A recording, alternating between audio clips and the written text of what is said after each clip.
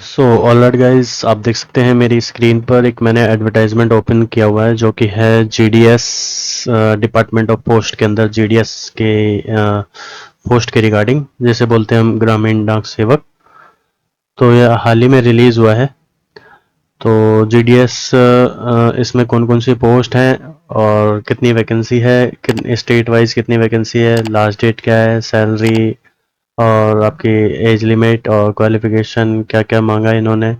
तो इस वीडियो में हम सारी डिटेल में बात करेंगे। तो वीडियो में लास्ट तक बने रहना आप, ठीक है। वीडियो को बिल्कुल भी मिस मत करना क्योंकि इम्पोर्टेंट डिटेल बताऊंगा आपको इसमें मैं। तो लास्ट तक ज़रूर बने रहना। और यदि आप चैनल पर नए हो तो बेल आइकन प्रेस कर लेना और चैनल को सब्सक्राइब कर लेना, ठीक है। और वीडियो को ज़्यादा से ज़्यादा शेयर करना ताकि औरों तक भी पहुंच सके। तो वीडियो ज़्यादा लंबी ना खींचते हुए चलते हैं एडवर्टाइजमेंट की तरफ, देखते हैं क्या क्या दिया हुआ है इसमें। तो आप देख सकते हैं यहाँ लिखा हुआ है ग्रामीण डाक सेवक ऑनलाइन, जीडीएस बोलते हैं इसे शॉर्ट फॉर्म में। ऑनलाइन एंगेजमेंट शेड्यूल जुलाई 2024, ठीक है। तो एप्लीकेशन मांगे हैं डिपार्टमेंट ऑफ पोस्ट ने। तो ग्रामीण डाक सेवक की वैकेंसी है ये। इसके अंदर जो आता है जिसे हम बोलते हैं ब्रांच पोस्ट मास्टर बीपीएम और assistant branch post master ABPM और डाक सेवक, ठीक है। अलग अलग डिफरेंट सिटीज़ में डिफरेंट डिफरेंट नाम होते हैं इनके, ठीक है। तो इन्होंने ऑनलाइन आवेदन मांगे हैं आपसे। ये इनकी वेबसाइट है। हालांकि आपको मैं ये एक डायरेक्ट लिंक जहाँ से आप ऑनलाइन अप्लाई करोगे वो मैं आपको डायरेक्ट लिंक अपने डिस्क्रिप्शन बॉक्स में प्रोवाइड कर दूंगा।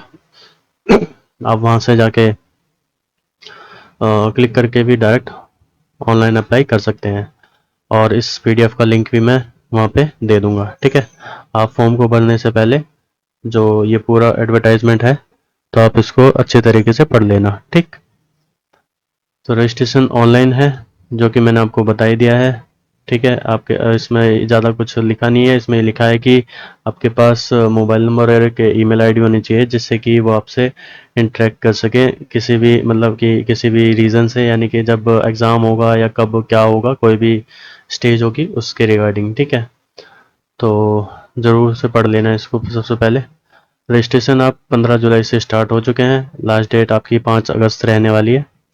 यदि किसी ने कुछ फॉर्म में गलती कर दी है, कुछ करेक्शन करना चाहता है, तो उसको 3 दिन का समय दिया जाएगा जो कि रहेगा 6 अगस्त, 7 अगस्त और 8 अगस्त का। यानी कि 6 से 8 तक वो एडिट या फिर करेक्शन जो भी कुछ करना चाहता है वो कर सकता है, ठीक है।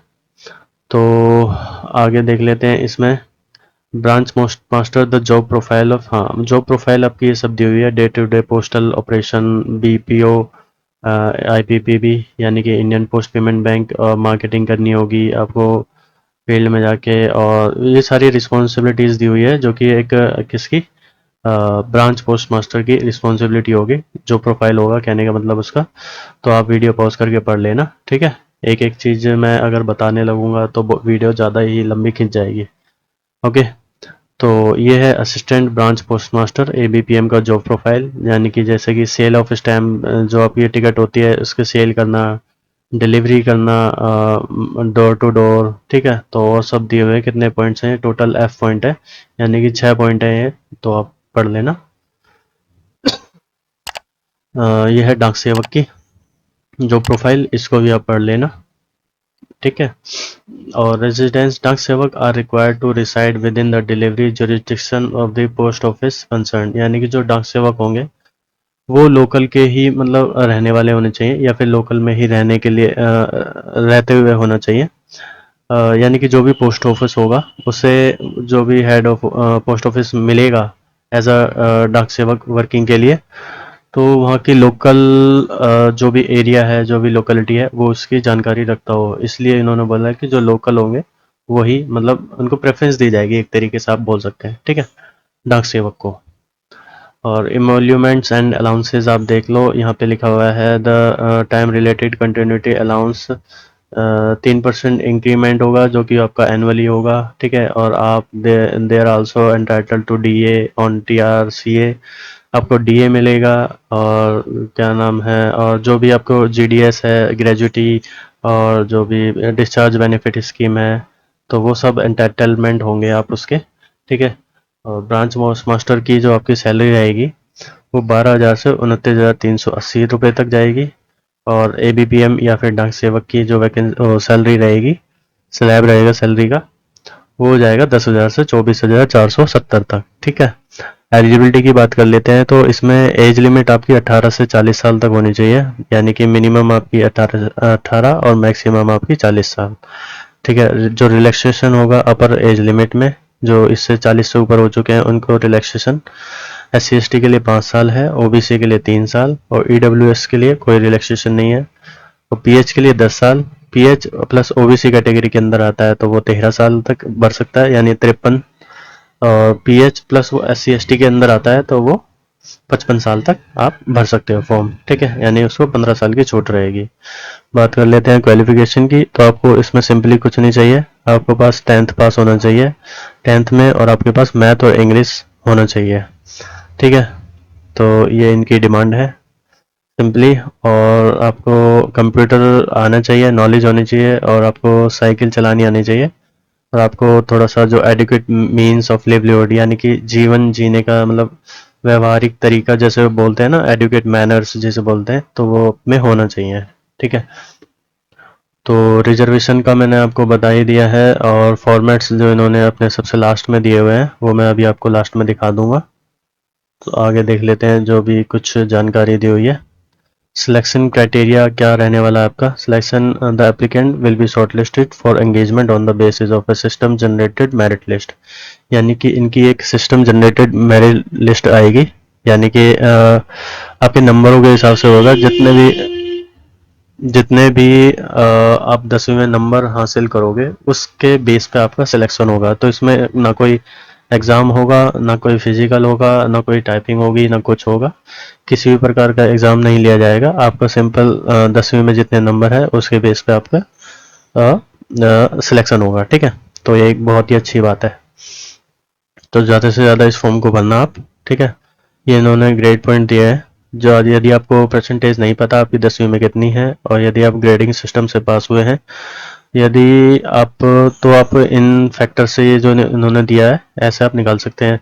यदि आपका ग्रेड पॉइंट 4 है तो आपको 9.5 से इंटू करके आपकी परसेंटेज निकल जाएगी, यानी कि जो भी आपका ग्रेड पॉइंट है उसको आप 9.5 यानी कि 9.5 से गुणा करोगे तो आपकी परसेंटेज निकल के आ जाएगी 10वीं में कितनी थी। ठीक है, जिसे हम CGPA बोलते हैं, आपको पता होगा।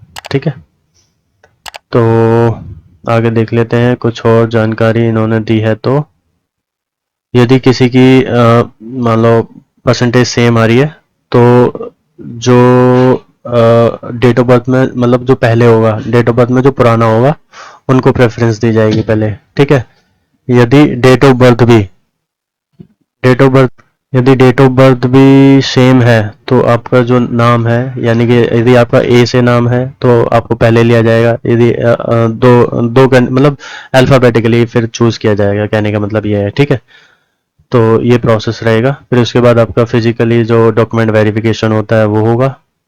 ओके, तो इसमें आपको marksheet, ID proof, caste certificate, PWD certificate, EWS certificate और डेट ऑफ बर्थ। ट्रांसजेंडर है यदि है तो फिर ठीक है, नहीं है तो कोई दिक्कत नहीं है। ठीक है, तो ये आपको सर्टिफिकेट चाहिए होंगे। ओके, जब भी आपका फाइनल सिलेक्शन होगा on the basis of merit list.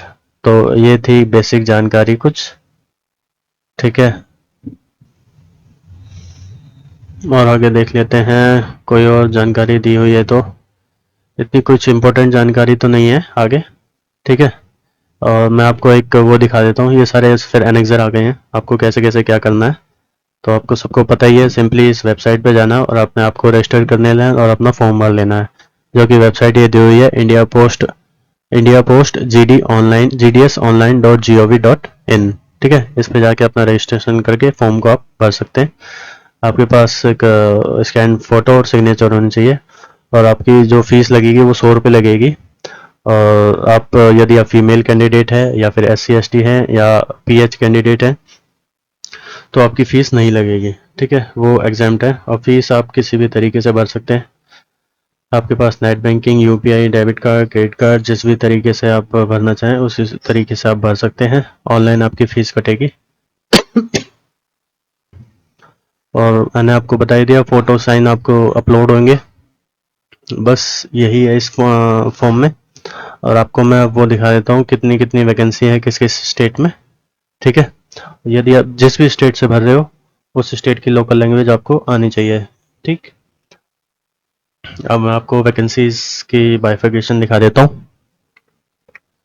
ये है स्टेट वाइज वैकेंसीज की डिटेल। जैसे कि आंध्र प्रदेश में आपको तेलुगु आनी चाहिए आपकी, इसमें जनरल की 656, ओबीसी की 200, एससी की 177, एसटी की 88, ईडब्ल्यूएस में 194 और पीडब्ल्यूडी यानी कि जो पीएच कैंडिडेट है उनके लिए वैकेंसी ये है। तो टोटल 1355 वैकेंसी रहेगी इसमें आंध्र प्रदेश में। तो स्टेट वाइज आप देख सकते हैं, जैसे कि बिहार, येरी और छत्तीसगढ़, दिल्ली। दिल्ली में आपकी 22 वैकेंसी है टोटल। तो ये है कुछ वैकेंसीज का ब्यौरा। अभी तक जो देखने में मिल रही है मेरे को 4000 वैकेंसी एमपी में सबसे ज़्यादा देखने को मिल रही है। ठीक है, 4000, और इससे भी ज़्यादा इसमें है, 4500 है लगभग उत्तर प्रदेश में।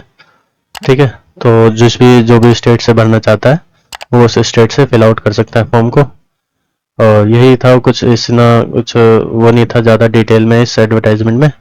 तो वीडियो कैसी लगी आप कमेंट करके बताना, और बेल आइकन प्रेस कर लेना, और क्या नाम है, चैनल सब्सक्राइब कर लेना, वीडियो को लाइक कमेंट शेयर कर देना, ज़्यादा से ज़्यादा शेयर करना ताकि और तक भी पहुंच सके ये वीडियो, और भी इस वैकेंसी की बेनिफिट उठा सके। ठीक है, तो मिलते हैं फिर एक बार आपके साथ नेक्स्ट वीडियो में। तब तक के लिए धन्यवाद।